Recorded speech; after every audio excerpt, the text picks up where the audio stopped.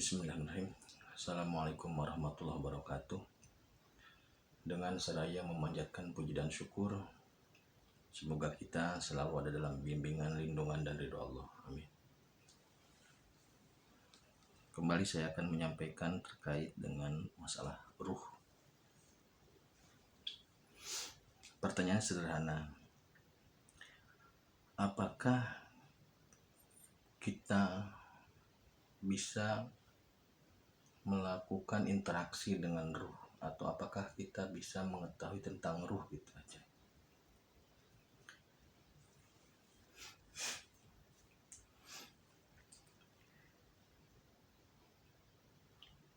Saya pernah mendengar begini, Muhammad, jika ada yang bertanya tentang ruh, maka ruh itu adalah urusanku. Karena pengetahuan kalian tentang ruh itu sangat sedikit. Jadi di situ jelas bahwasanya pengetahuan menurut Allah, pengetahuan kita tentang ruh itu sedikit.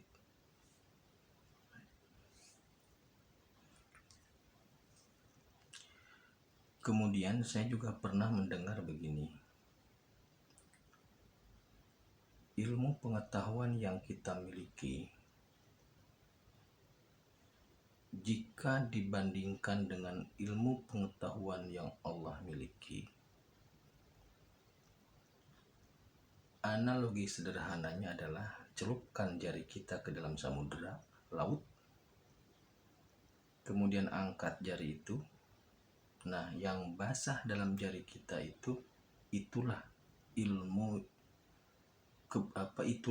yang kita miliki. Berbanding dengan samudra yang sebegitu banyak. Jadi air yang menempel pada jari itulah ilmu yang kita miliki. Sangat sedikit dibanding dengan samudra yang begitu luas.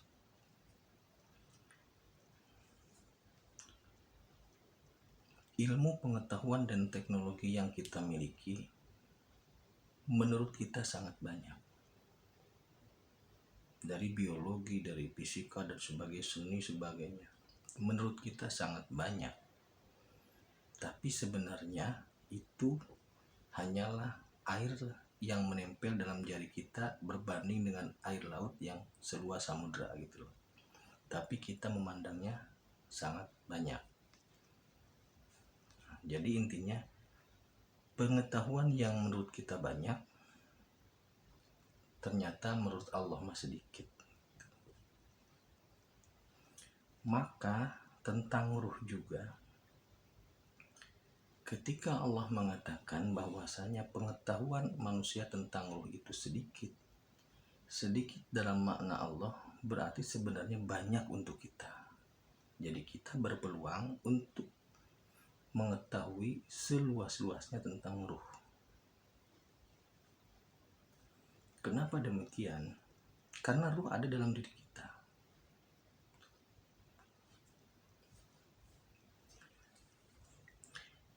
Yang Allah maksud bahwasanya ruh itu urusanku, itu terletak pada proses penciptaannya, pada kodoknya. Jadi ketika Allah menciptakan, itu urusan Allah. Jangan ada yang ikut campur, jangan ada yang mempertanyakan gitu loh. Tapi ketika ruh itu sudah menjadi sudah ada dalam diri atau sudah selesai diciptakan, maka itu bisa kita pelajari gitu loh. Tapi pada proses penciptaannya itu urusan Allah gitu loh. Tapi ketika sudah jadi, itu bisa kita pelajari. Semisal ketika ruh itu ditiupkan ke dalam bayi yang berumur 4 bulan, calon bayi atau janin, itu urusan Allah. Tapi ketika kita sudah hidup seperti ini, sudah ada di dalam dunia ini, maka kita bisa mempelajari ruh itu.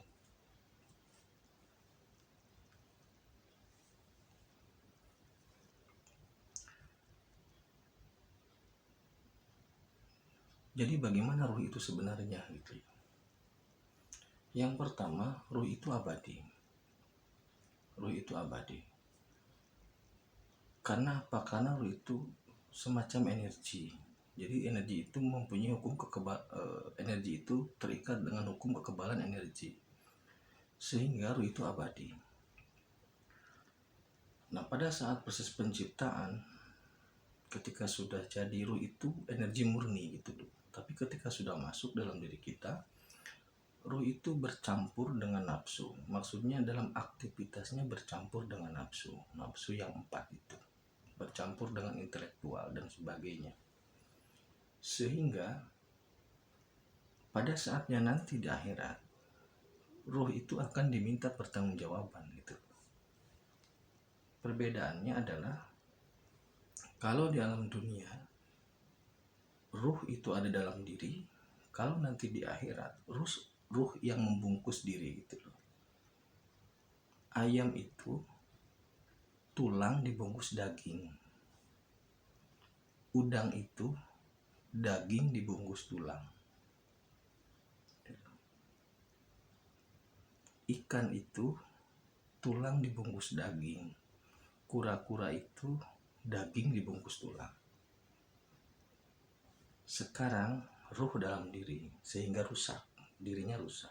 Tapi nanti pada saat dibangkitkan di akhirat, ruh yang akan membungkus diri, sehingga abadi, di neraka abadi, di surga pun abadi.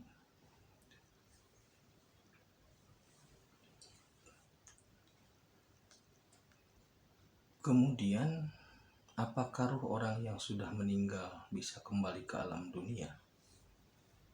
Apakah ruh itu semua kembali ke Allah?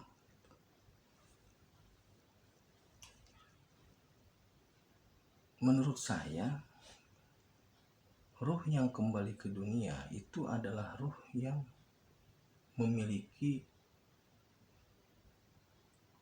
kekurangan atau ruh yang diperintahkan. Jadi begini, pada prinsipnya antara alam dunia dan alam akhirat itu di sini gitu loh, tapi dimensinya yang berbeda.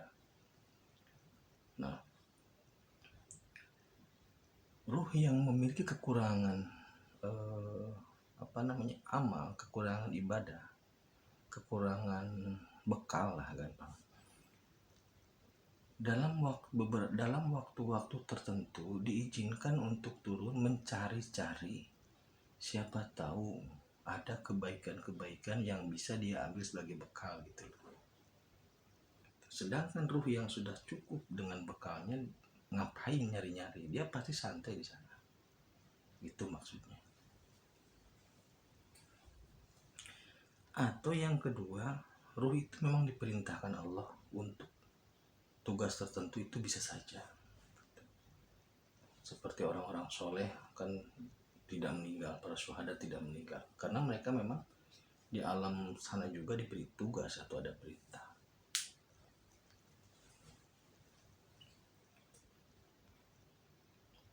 Kemudian apakah ada ruh yang gentayangan? Itu ada. Jadi begini, ketika orang soleh meninggal, pintu langit terbuka, jadi terima. Tapi ketika orang yang salah meninggal, apalagi orang yang menyekutukan Allah meninggal, pintu langit tertutup, maka dia gentayangan di muka bumi ini. Jadi kalau ada Anda melihat hantu atau apa kayak gitu-gitu, kemungkinannya bisa jadi jin, bisa jadi memang itu roh. Ngapain dia gentayangan? Nyari amal, maksudnya nyari nilai-nilai kebaikan dia, atau minta didoakan, minta disempurnakan. Itu real.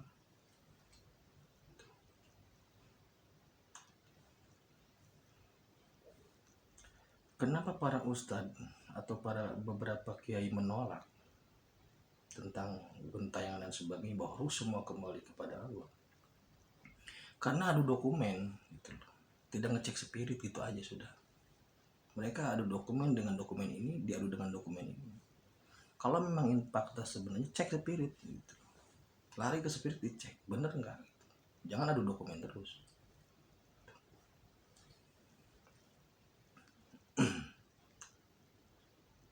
Jadi memang dunia ruh itu sangat luas, tapi bukan tidak mungkin untuk ditembus. Kehidupannya sama dengan dunia seperti ini, sama dengan kita seperti ini. Yang rajin bekerja ya kaya gitu aja lah. Perbedaannya adalah orang yang bisa menikmati itu adalah orang yang dulu bekalnya banyak. Itu aja.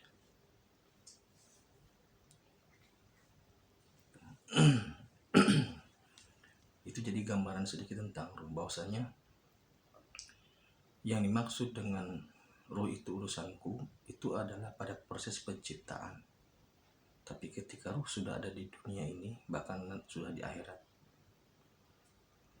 ruh itu kita bisa mempelajari, kita bisa mengetahui lah dengan cara-cara tertentu. Kemudian ruh orang yang meninggal, jika dia soleh, dia akan tembus langsung. Tapi jika dia orang yang salah, apalagi musyrik kepada Allah, dia akan gentayangan di muka bumi. Jadi memang dunianya sangat luas. Dunia spirit itu sangat luas, tidak sulit dicari batasannya gitu loh. Jadi itu hanya pengantar sedikit tentang dunia ruh ya. Dunia ruh. Tapi pada prinsipnya kehidupan di sana itu sama dengan kita. Tapi di sana abadi. Karena sukmo nguntal rogo gitu loh. Kalau sekarang rogo nguntal sukmo, besok sukmo nguntal rogo. Begitu. Jadi mudah-mudahan mari kita terus beriman dan beramal soleh sehingga kita memiliki bekal yang cukup, yang lebih di akhirat, sehingga kita bisa selamat, bisa menikmati anugerah Allah yang paling besar. Terima kasih. Akhirul kalam. Assalamualaikum warahmatullahi wabarakatuh.